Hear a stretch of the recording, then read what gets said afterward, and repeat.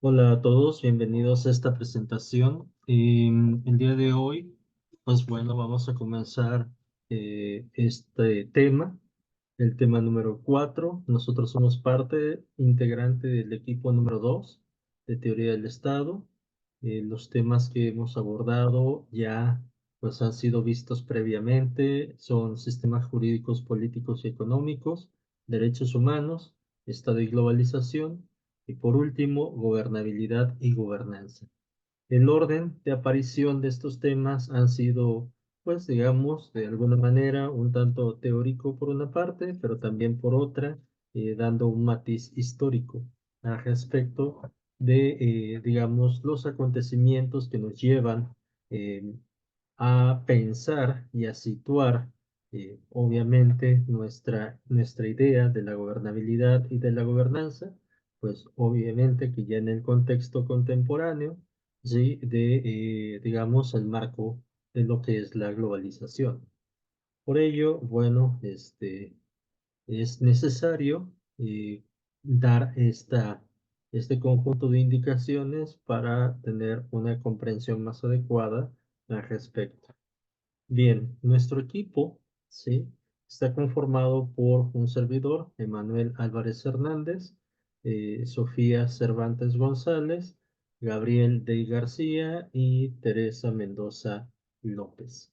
Es importante, bueno, ya una vez que nosotros vayamos a abordar lo que es la gobernabilidad y la gobernanza, pues hacer un previo preámbulo, valga la redundancia, al respecto sobre cómo es que llegamos nosotros, ¿sí? A esta situación, a esta conformación del Estado en la cual, pues, digámoslo así, hay un par de variantes que se han modificado al respecto de lo que nosotros tenemos bajo la comprensión del Estado moderno.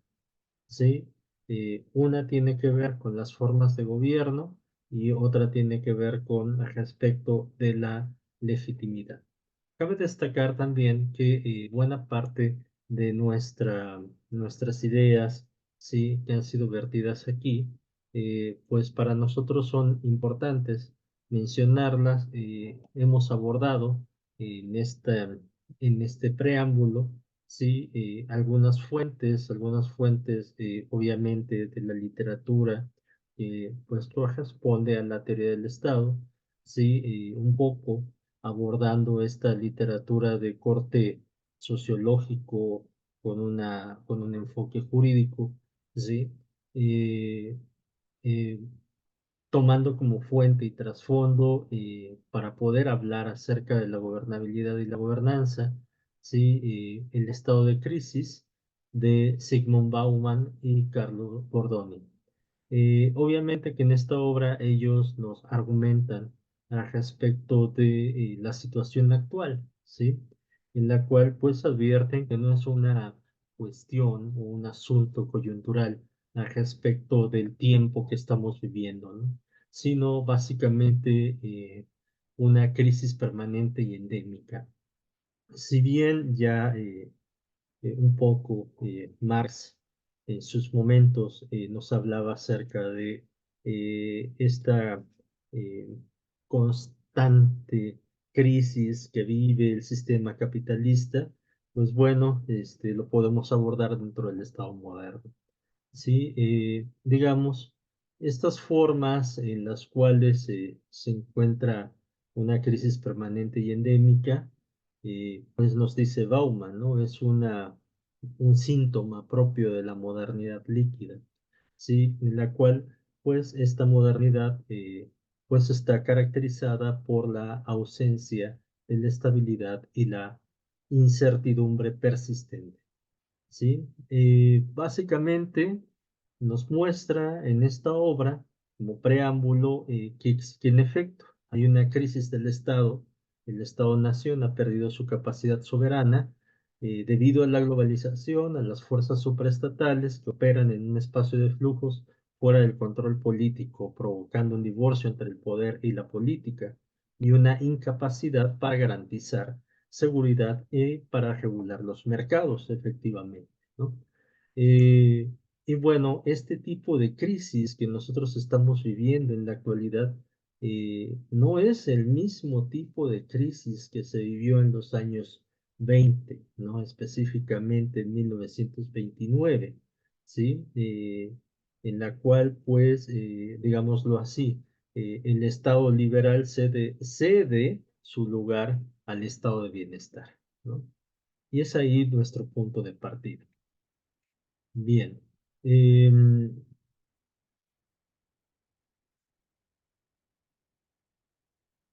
Cabe destacar que, pues bien, nosotros observamos que ya en la actualidad, en nuestros días, en el siglo XXI, en esta segunda década del siglo XXI, ¿sí? Observamos ya que existe una desconexión entre el electorado y la política, ¿sí? Vemos que los gobiernos están privados de un poder real, que ya no pueden cumplir su promesa de representar a la voluntad popular, y esto pues obviamente genera diferentes síntomas, ¿no? Y efectos.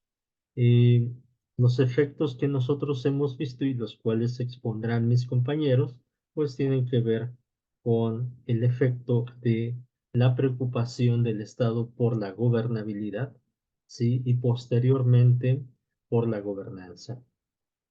Cabe destacar que esta situación, estos problemas de gobernabilidad y consecuentemente, ¿no? Esta adaptación del Estado contemporáneo, de este Estado mínimo, por el marco de la gestión, ¿sí? Por el marco de como le llaman ellos, la nueva gestión pública, el New Public Management, ¿sí? Tienen su edad, tienen su geografía cada uno adecuadamente, ¿sí? Y podemos observar que a pesar de que de manera histórica se nos presenta como un modelo global que a lo mejor acontece o nos hace creer que acontece en todos los estados, pues no es así, ¿no? Hay una discontinuidad que no nos permite ver una panorámica efectiva con respecto de estos dos aspectos que estamos hablando el día de hoy, ¿sí? Bueno, cabe destacar que en primer momento, pues tenemos que situarnos de dónde viene la gobernabilidad, de dónde viene la gobernanza, y pues básicamente tenemos que remontarnos a el estado de bienestar, ¿sí? Gobernabilidad y gobernanza no son más que dos efectos que han sido producidos por la crisis del estado de bienestar y su transformación o compresión en un estado mínimo. ¿Sí?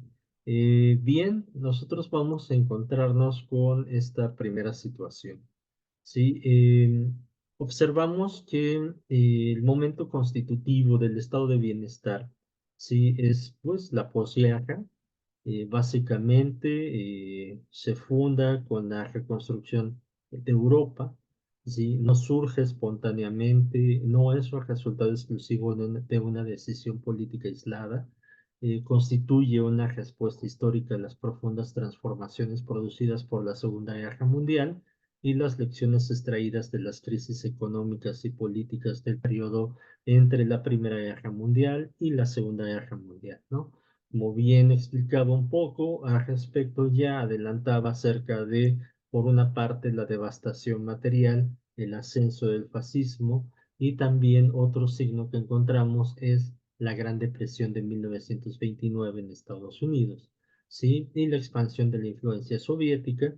Digamos que esto es algo que nos plantea ya de antemano que el Estado liberal, tal como estaba concebido, este estado de liberalismo económico clásico debería de ser formulado, ¿sí?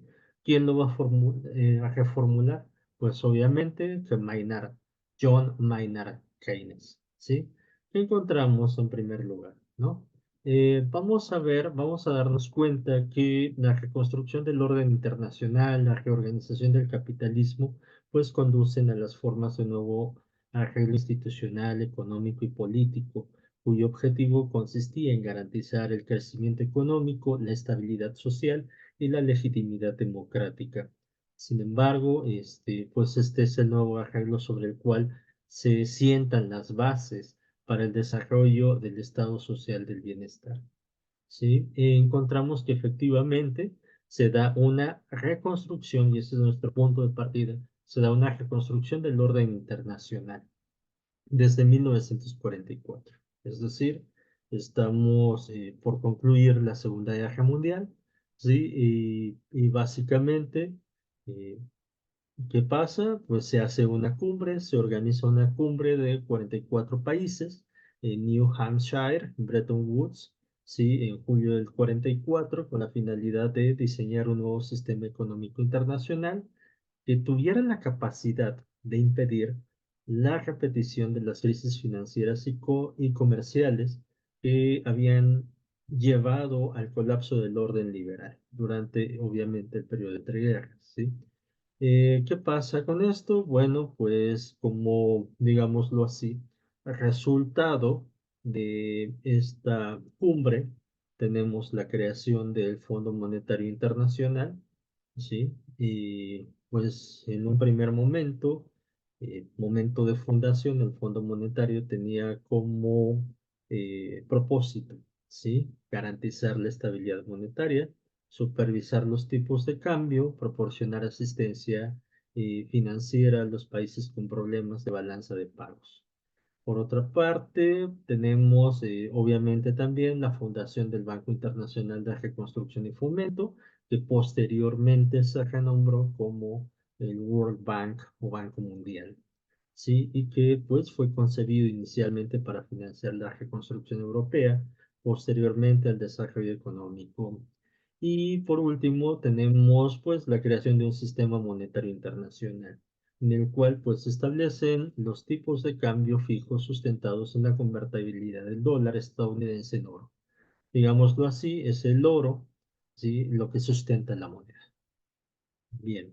La finalidad de esto era proporcionar certidumbre al comercio y evitar devaluaciones competitivas y guerras comerciales que habían caracterizado los años 30. En términos históricos, básicamente, Bretton Woods representó la institucionalización del capitalismo internacional de la posguerra. ¿Sí? Y pues obviamente, ¿cómo se lleva a cabo? Pues se lleva a cabo a través de la mano de la política, ¿sí? Esto quiere decir que gobierno y política van de la mano y justamente van de la mano en este sentido de la intervención del Estado en la cuestión económica, ¿sí? Observamos cómo esto da lugar a un momento, un movimiento que le vamos a llamar el keynesianismo y la intervención estatal, ¿sí? Entonces se crea algo, ¿no? Se cree en una nueva idea. ¿Cuál es la nueva idea? Que eh, la economía clásica liberal que sostenían los mercados y que suponían que tenía autorregulación, eh, y sobre esta autorregulación o este supuesto, se creía también que las crisis económicas eran fenómenos pasajeros y que el propio sistema económico iba a corregir las crisis de manera natural, ¿no? ¿Qué pasó con ello? Observamos justamente que hay un desarrollo de la teoría económica de John Maynard Keynes, ¿sí? Presidente de Estados Unidos, debido a que la Gran Depresión de 1929 demuestra que esta tesis de la economía liberal clásica pues no se cumple, ¿no? En primer lugar, se demuestra que los mercados pueden permanecer durante largos tiempos, durante largos periodos, con desempleos masivos, caídas de la producción, disminución del consumo, pobreza generalizada, ¿sí? Y no hay nada que lo salve, ¿sí? Entonces, en este sentido, pues obviamente la idea es esta. ¿Cuál es la idea? Una conclusión.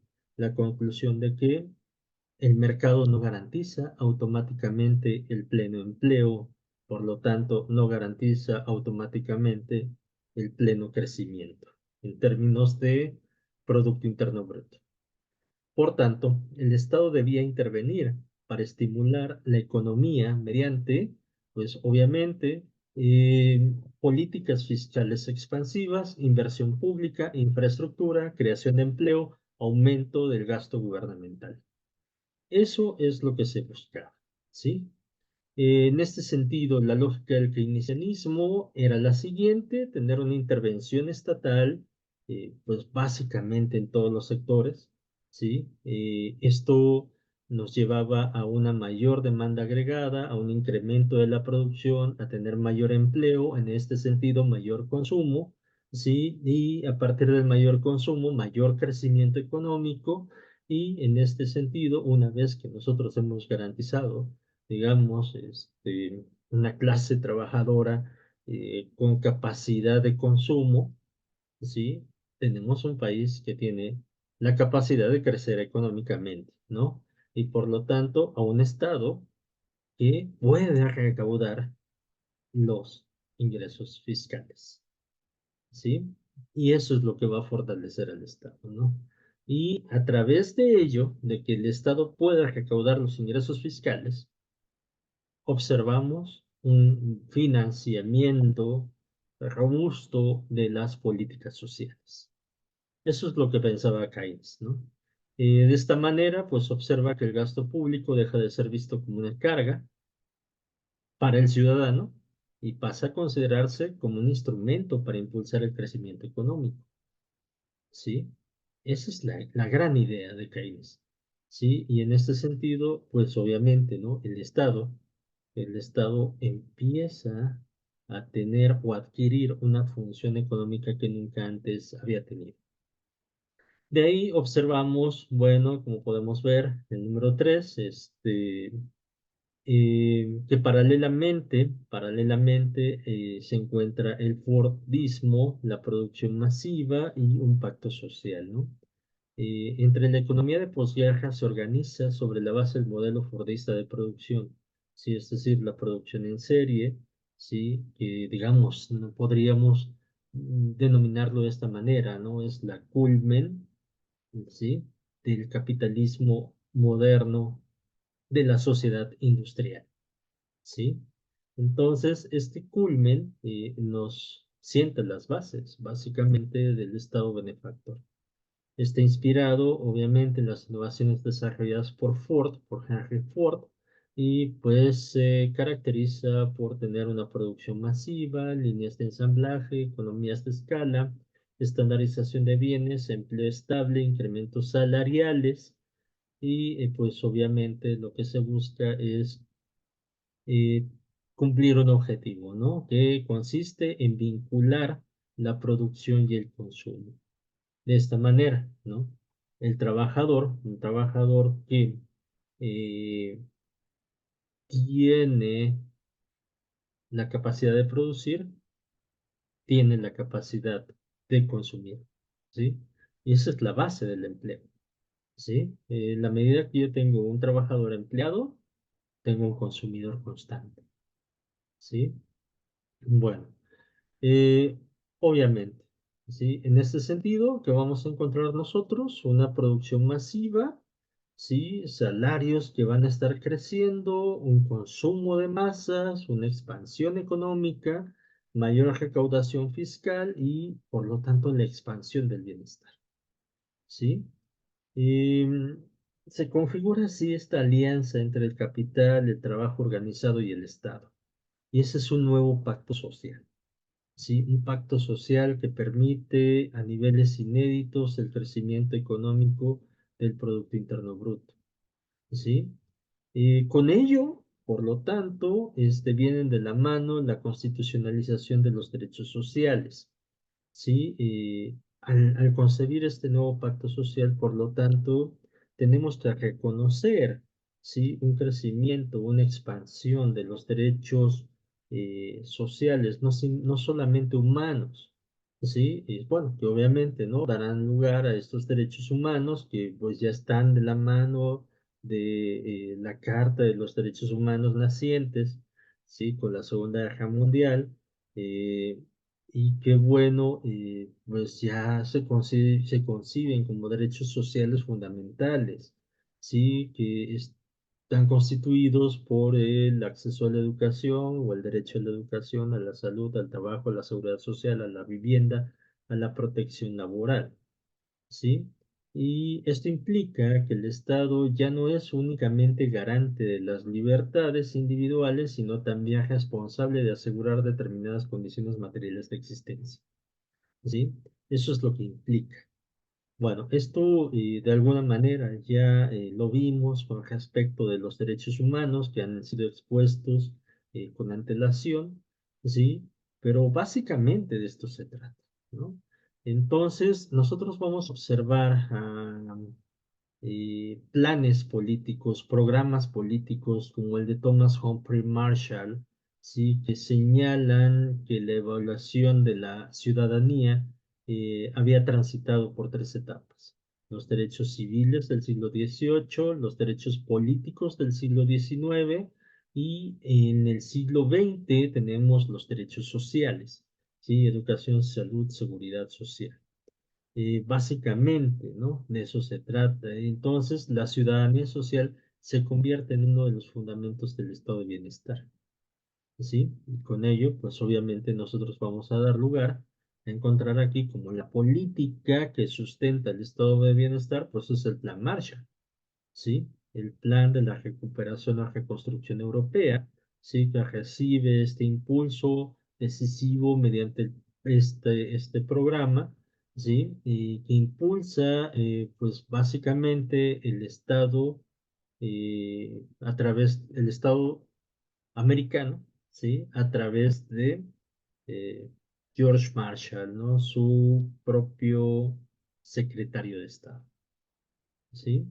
Y bueno, en ello se trazan un conjunto de objetivos, como podemos observar, tiene objetivos económicos, tiene que ver con reconstruir economías devastadas, modernizar la industria, restablecer el comercio internacional, objetivos políticos, como fortalecer las democracias occidentales, impedir el avance del comunismo, estabilizar socialmente Europa, y objetivos geopolíticos, ¿sí? Que gustan de consolidar la influencia estadounidense en todo el globo, construir un bloque occidental frente a la Unión Soviética, ¿sí? Y si bien podemos decir que el Plan Marshall no crea el estado de bienestar por sí solo, genera las condiciones para que el estado de bienestar, welfare state, estado benefactor, estado paternalista, ¿sí? Se consolide. Bien. Bueno, ¿qué nos da lugar? ¿Qué nos da lugar este Plan Marshall? Pues nos da lugar al capitalismo democrático. ¿Sí? Digamos que la Guerra Fría que nosotros observamos más adelante entre Estados Unidos y la Unión Soviética, ¿sí? Es lo que desempeña un papel central en la expansión del estado de bienestar, ¿sí? Por ambos polos. Frente a la existencia del bloque socialista, pues las democracias occidentales buscan demostrar que es posible combinar el capitalismo, la democracia y la justicia social. ¿Sí? Y en esta misma competencia, el bloque socialista también ideológicamente trata de favorecer los sistemas de seguridad social, la ampliación educativa, el pleno empleo y fortalecimiento sindical y la redistribución de ingresos, ¿no? Entonces, ¿qué es lo que estamos observando en este momento? Estamos observando una competencia entre los dos bloques, ¿no? Del bloque socialista y el bloque capitalista, ¿sí? Por la legitimidad del Estado. Eso es lo que se está buscando, ¿no? Una estrategia de legitimación política, básicamente. Entonces es aquí donde tiene lugar, tiene entrada este término, este concepto de lo que es la legitimidad, ¿sí? O la legitimación. Em, Obviamente, nosotros observamos que el estado de bienestar tiene sus años dorados, por decirlo de alguna manera. ¿Sí? Durante 1950 a 1970, básicamente. ¿Sí? Ese es el momento en que las economías occidentales experimentaron el crecimiento sostenido, bajos niveles de desempleo, aumento del salario, la expansión educativa, el incremento del consumo y el fortalecimiento de las clases medias. ¿Sí? Como bien Klaus Hoffe, Gasta Spink Andersen, consideran que este periodo pues, es el que representa la etapa clásica del estado de bienestar. ¿Qué sucede? Bueno, ya como bien lo mencionamos, ¿qué legitima el estado de bienestar? Pues obviamente lo que legitima el estado de bienestar es la ley o el derecho social, la representación política, las libertades individuales. ¿Sí? Es decir, el estado de bienestar se legitima por su capacidad de producir integración social. ¿Sí? En este sentido, podemos observar que si bien tenemos aquí los derechos sociales van a poder producir bienestar material, integración social, cohesión política y legitimidad del Estado. ¿Sí? Eso es básicamente, ¿no? Lo que nos permite el estado de bienestar. ¿Sí? No es una cuestión, si nos damos cuenta, exclusiva de legalidad o de soberanía, ¿sí? Sino de la capacidad para garantizar que, pues digamos, ¿no? La consecuencia de la Segunda Guerra Mundial, pues ha servido para garantizar bienestar. Esta es la forma de legitimación, la cual se comienza a erosionar, pero hasta finales de los años 60 y obviamente durante toda la década de los años 70, ¿sí? Primero dan lugar a una crisis, la crisis del modelo de posguerra, y posteriormente a los problemas de gobernabilidad y finalmente al surgimiento de la gobernanza contemporánea, ¿sí? Bueno, ya lo he explicado, tenemos el crecimiento económico, cómo se expanden los derechos sociales, hay un pacto, ¿sí? Y que nos van a dar lugar a esta legitimidad. Bien, ¿qué produce esto? Produce, por un lado, masificación educativa. Si dijimos y hablamos de que el estado de bienestar lo que garantiza son los derechos sociales, pues uno de los grandes derechos sociales que mejor se llevaron a cabo con el estado de bienestar es la masificación educativa. Sí, una rápida expansión de la educación superior, sí, es lo que observamos. Y también vamos a observar al respecto, pues bueno, que hay, ¿cómo le llamamos? Digamos, hay un conjunto de demandas, ¿sí? Un conjunto de demandas sociales. Eso es lo que nosotros vamos a observar, ¿sí? Em, Cuando hablamos de masificación educativa, si no estamos muy cuenta bien, para los años 60 en Estados Unidos, para los años 70 en México, básicamente, em, nos damos cuenta que, bueno, nos referimos básicamente al acceso a la educación superior, ¿sí? A eso se refiere. ¿Sí? Cuando hablamos de masificación educativa, suponemos que hay una inversión pública en la educación, ¿sí? Un crecimiento económico y desarrollo del Estado, hay movilidad social porque la educación se convierte en eso, se convierte en la herramienta eh, por excelencia de movilidad social, ¿sí? Es lo que nos permite la aspiración de las nuevas generaciones. Sí, y hay una demanda también social por títulos y profesionalización. Y en efecto, lo vemos, ¿sí? Vemos que se producen nuevos actores sociales, vemos movimientos estudiantiles, vemos exigencias democráticas, cuestionamientos al autoritarismo también observado, y observamos también una serie de acontecimientos en diferentes partes del mundo. Encontramos el Mayo francés, ¿sí? El movimiento de eh, libertad de expresión contra la guerra de Vietnam en Estados Unidos. Encontramos la primavera de Checoslovaquia, la primavera de Praga, como se le denominó, y también encontramos el movimiento estudiantil del 68. ¿sí? Y obviamente en todos estos movimientos los encontramos como protestas, ¿sí? Y la pregunta es esta, entonces, ¿qué pasó con el estado de bienestar? Porque en el momento en que le das poder al ciudadano, el ciudadano demanda más cosas, ¿no? Eso es lo que estamos observando aquí. Em, pero sí, efectivamente, o sea, no es que no haya prosperidad económica, lo hay, ¿sí? Y ojo, aquí hay que poner atención, porque habrá que observar en dónde se cumple el estado de bienestar y dónde no se cumple el estado de bienestar o se cumple a medias, ¿no? Y podemos decir que en el estado mexicano tal vez el estado de bienestar se cumple a medias, ¿no? Mm, bien, ok. También observamos que hay nuevos movimientos sociales también, surgen movimientos que amplían la agenda pública más allá de la cuestión económica tradicional. El feminismo, el ecologismo, los movimientos pacifistas, los movimientos por los derechos civiles.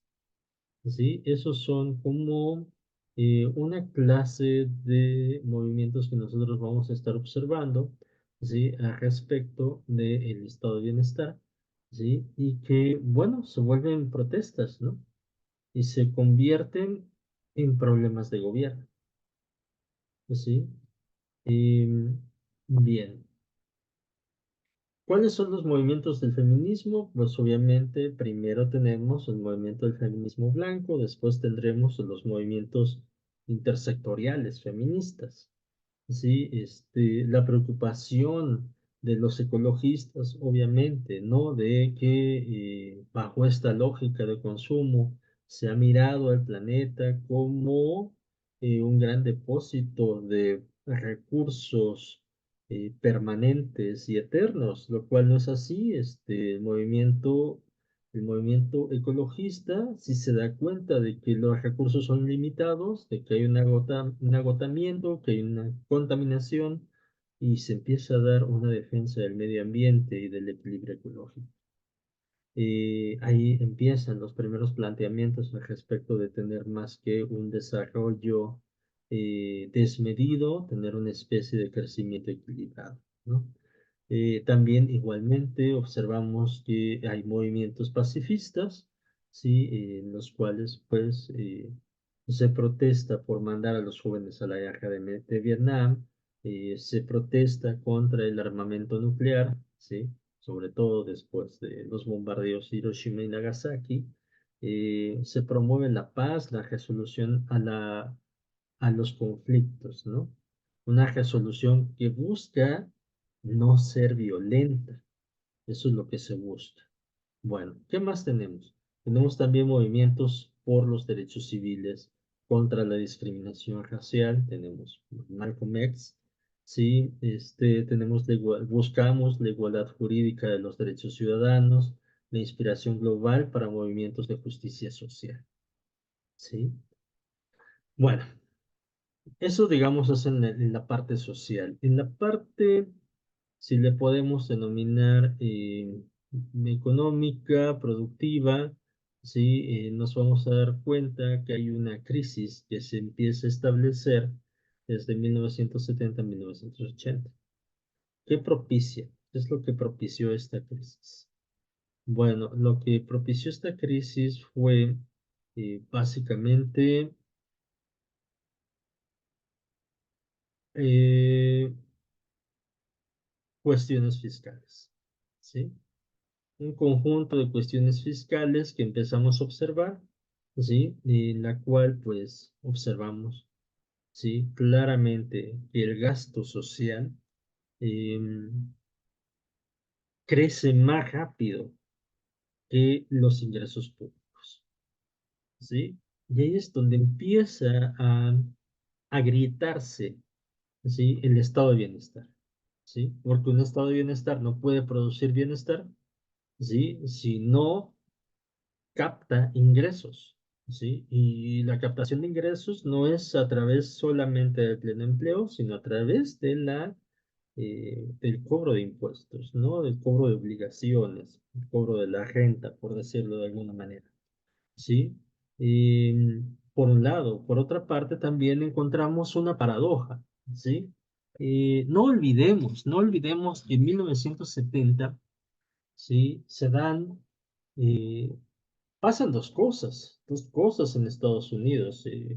Si nosotros recordamos y sabemos cuál era la sede de Ford en Estados Unidos, pues era Detroit, ¿no? Detroit.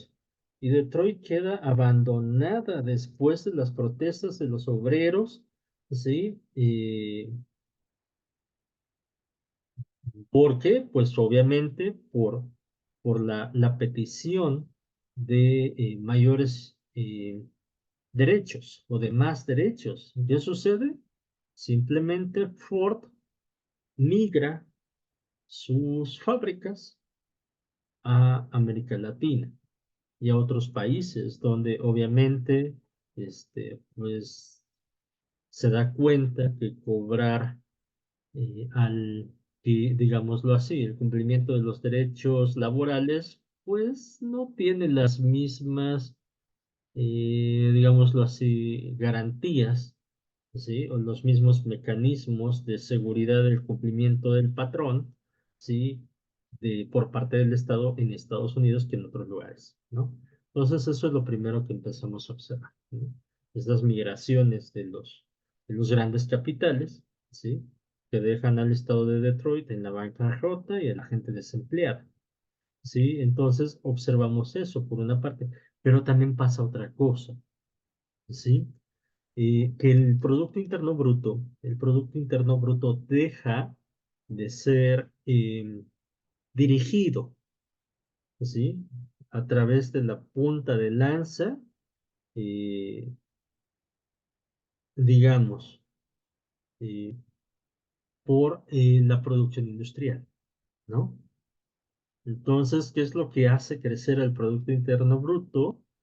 Observamos, de acuerdo con los estudios de John Kenneth Galbraith, ¿sí? Que el Producto Interno Bruto lo hacen crecer otras cosas, ¿sí?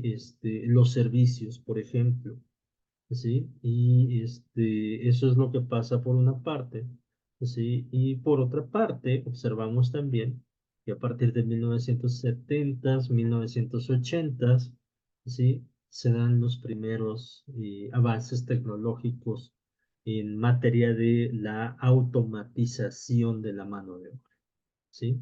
¿Qué genera todo esto? Como contexto, desempleo, ¿sí? Si generamos desempleo, disminuyen las contribuciones.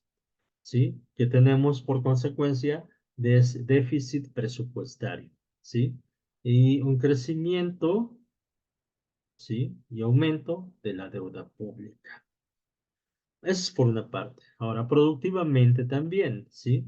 Nos damos cuenta que el modelo fordista entra en agotamiento, ¿sí? Eso también lo observamos, ¿sí? Eh, Perdón. Y además de ello, em, observamos que hay una pérdida de competitividad frente a las nuevas economías.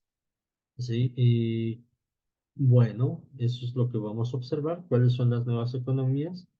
Pues las economías de servicios, por una parte, ¿sí? Y posteriormente serán las economías de información y luego hacia 1990, principios del siglo XXI, las economías del conocimiento, ¿sí? Eh, bueno, observamos obviamente, ¿no? La automatización, ¿sí? Y la reducción del empleo industrial y la eh, desfocalización. Sí, la deslocalización y los cambios tecnológicos. Encontramos también una crisis energética, ¿sí? Al respecto de esta crisis energética, nosotros vamos a dar cuenta de los choques petroleros, ¿sí? Entre 1973 y 1979. No sé si recordarán cuando López Portillo nos dice, ¿no? En su toma de protesta defenderé al peso como un perro, ¿sí? Y sin embargo, al petrolizar la economía mexicana, que bueno, ya estaba petrolizada, pues viene esta debacle, ¿sí? Esta gran debacle empiezan debido justamente a estas variaciones en los precios petroleros, ¿sí? Y por una parte aumentan los costos de producción y de transporte, ¿sí? Por otra, observamos una acelerada inflación y una reducción del crecimiento económico y de la inversión y caemos en la denominada estanflación, ¿sí?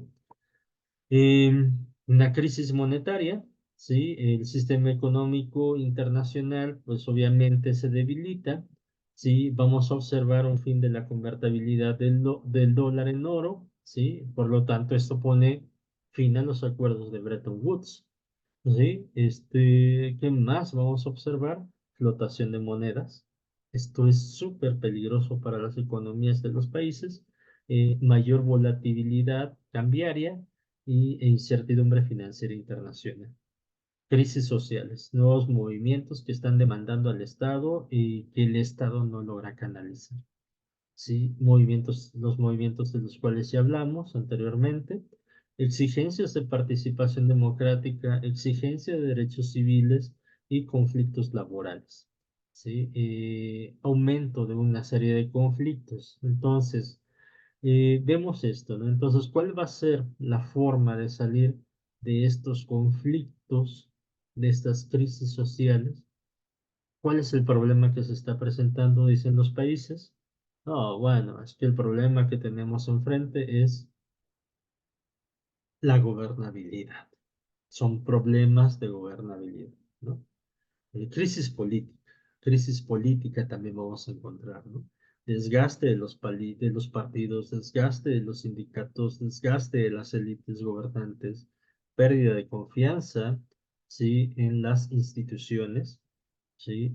Escándalos de corrupción, esos ya los observamos. Primero en Estados Unidos, básicamente estamos hablando del Watergate, ¿sí? ¿Qué más vamos a observar aquí? Creciente abstención electoral. La gente no sale a votar, ¿sí? Eso es una cosa muy importante, ¿no? Por lo tanto, la representación política se debilita. Esa es la consecuencia, ¿no?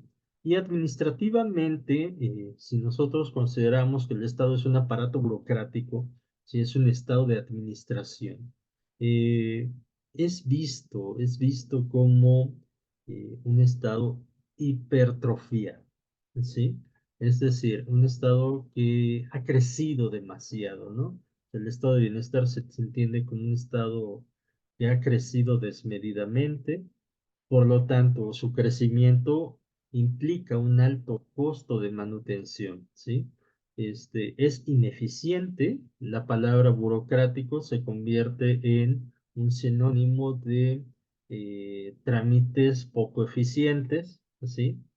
Em, y sin sentido, ¿no? Además, en este sentido, observamos también que las burocracias grandes están centralizadas, ¿sí? No hay burocracias efectivas realmente esto hace que los procedimientos sean lentos, sean complejos, ¿sí? Que haya una falta de evaluación y control de los resultados. ¿Por qué?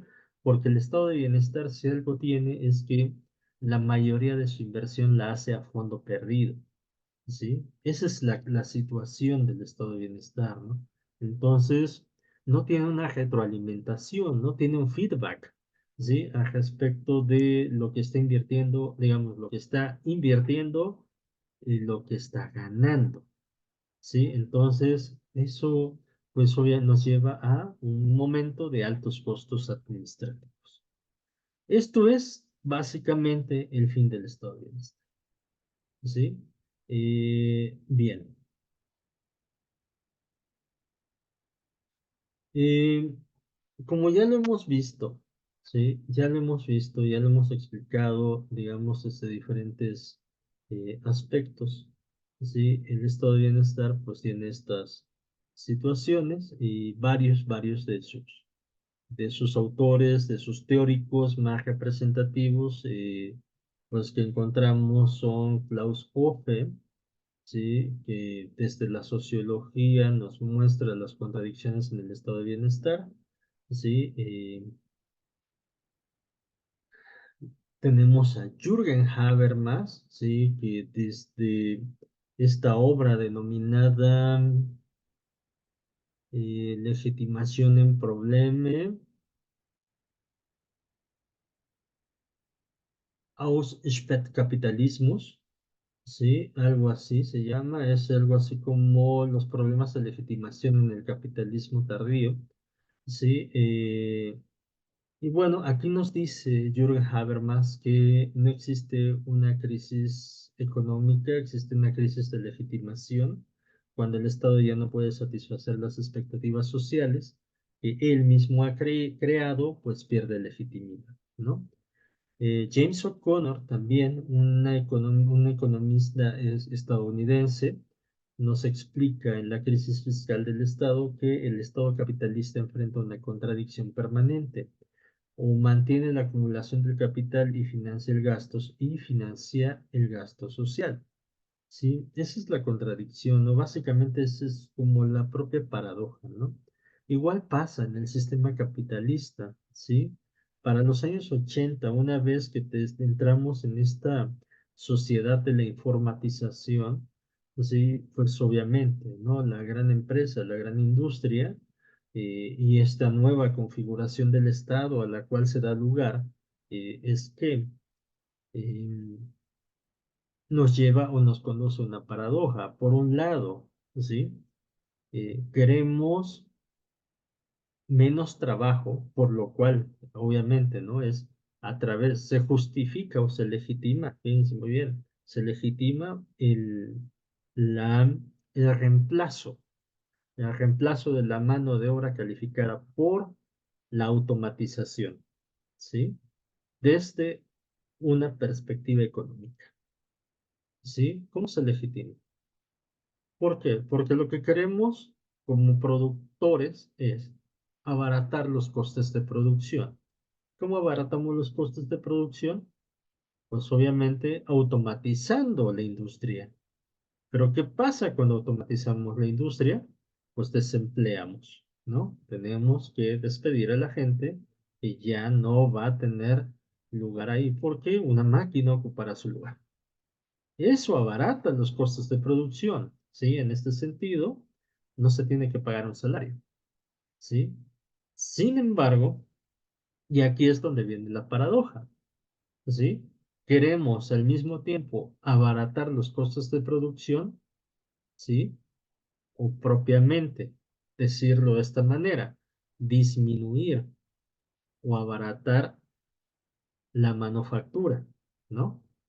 Eso es lo que queremos, abaratar la manufactura, ¿sí? Disminuyendo los costes de producción, ¿sí? Entonces, ¿qué nos permite eso? Pues dar los productos más baratos. Pero si nosotros, para abaratar la manufactura o para disminuir los costos de producción, tenemos necesariamente que despedir a la gente, la pregunta es, ¿y quién va a consumir? ¿Sí? ¿Para qué queremos abaratar los costos de producción si no hay alguien que vaya a consumir? ¿Sí? Si no hay una clase media, no hay un trabajador empoderado económicamente que pueda consumir, ¿sí? No tiene sentido si nos damos cuenta. Y esa es la paradoja, ¿sí? Queremos dos cosas al mismo tiempo, ¿sí? Queremos, por un lado, abaratar los costos de producción, ¿sí? Reduciendo los empleos, pero al mismo tiempo queremos crear más empleos para aumentar la capacidad de consumo, ¿sí? Entonces, esa es la situación, ¿sí? Y esa es la contradicción que se enfrenta en el estado de bienestar, ¿sí?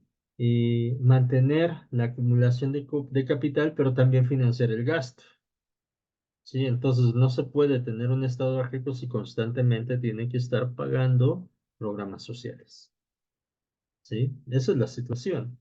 Esto, las dos cosas son las que generan crisis fiscales, ¿sí? Luego, tenemos al sociólogo danés que está Spink Andersen, ¿sí? Quien a través de los tres mundos del estado de bienestar analiza la evolución, la transformación del estado de bienestar, identificando distintos modelos y desafíos que enfrentan en contexto de cambio económico y social.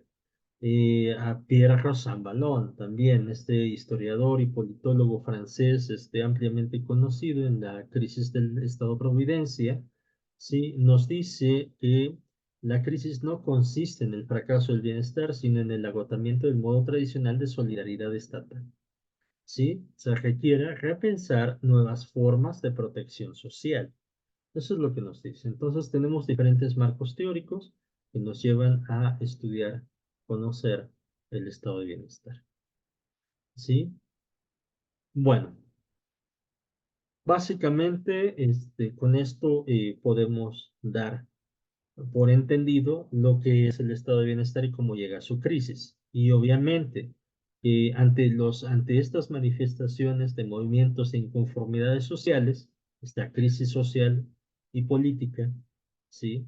La respuesta es la gobernabilidad en un primer momento, ¿sí? Pero posteriormente será la gobernanza. Entonces son dos caminos que tenemos que estudiar posteriormente y que mis compañeros se encargarán de explicar, ¿sí? Sin embargo, ante todo este panorama o este preámbulo acerca del estado de bienestar, a mí me surge la duda, cuando hablamos de estado de bienestar, ¿de dónde estamos hablando? Es decir, es como si nuestra historia dijera que todos los estados han sido estados de bienestar. Sin embargo, y todos los estados conducen a los mismos problemas y conducen a los mismos desenlaces. Sin embargo, nosotros observamos que en América Latina no hay propiamente un estado de bienestar clásico, ¿sí?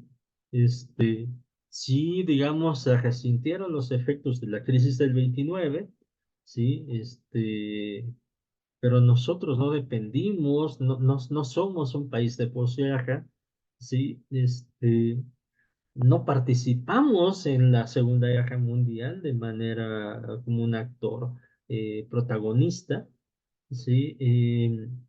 Digámoslo así, no hay un desarrollo de un estado de bienestar clásico. Podemos decir que se trata en México de un modelo tardío, incompleto y además altamente desigual. ¿Sí? Y no solamente en México, en América Latina. ¿Por qué? Porque no en toda América Latina observamos la aplicación de las políticas del Plan Marshall. Las políticas del Plan Marshall sirven para Europa y Estados Unidos, pero no para América Latina. ¿Sí? Y si nosotros observamos qué está pasando mientras se reconstruye Europa, observamos el crecimiento de las dictaduras en América del Sur, es decir, la aplicación del denominado Plan Cóndor. Entonces, aquí hay una política autoritaria, básicamente, ¿no? Tenemos un desarrollo tardío, un modelo incompleto del estado de bienestar, ¿sí? Una baja redistribución, una fragmentación institucional y una dependencia externa, ¿sí? Podemos decir, la expansión del estado de bienestar en México crece tardíamente, no podemos ver una panorámica de continuidad, ¿no? Este, este es un fragmento, digamos, eh, ocurre a mediados del siglo XX, ¿sí? El modelo es incompleto, ¿sí? La cobertura es limitada, centrada en el empleo formal urbano solamente, cuando la mayoría del país era rural. Esto nos dice, ¿no? Nos lleva a acordarnos, a recordar aquel gran texto de Néstor García Canclini, ¿no? Denominado Nunca fuimos modernos, ¿no? Un ejemplo es eso, ¿no? O sea, ¿cuándo llegó la modernidad a México? Si nosotros preguntamos en Chiapas, preguntamos en Oaxaca, en Veracruz o en Guerrero, tenemos esa duda de que si efectivamente ahí aconteció el estado de bienestar, ¿no? No digamos otros lugares, pero bueno, por lo menos. Entonces tenemos un modelo incompleto, una baja redistribución, tenemos sistemas fiscales regresivos y de poca capacidad de redistribución. ¿Por qué? Porque no había forma de cobrar los impuestos y no existe una forma de cobrar los impuestos de manera general. ¿sí? El modelo de captación de impuestos solamente en la actualidad, ¿sí? Tiene, por decirlo así, capturado el 30% de la población. El otro 70%, ¿sí? Pues nos lleva a pensar que estas cuestiones de la distribución y las obligaciones, pues este es igual, ¿no? Y no está realmente distribuido. Vemos una fragmentación institucional, ¿sí? Es decir, quizás algunos textos como el de estados fuertes, estados débiles, podría ayudarnos a entender esta situación porque en este caso, pues sí, tenemos instituciones débiles, ¿no? Con pocas capacidades administrativas, ejemplo muy claro, INECAFE. ¿Sí? Ese es uno de los ejemplos más claros que puede haber.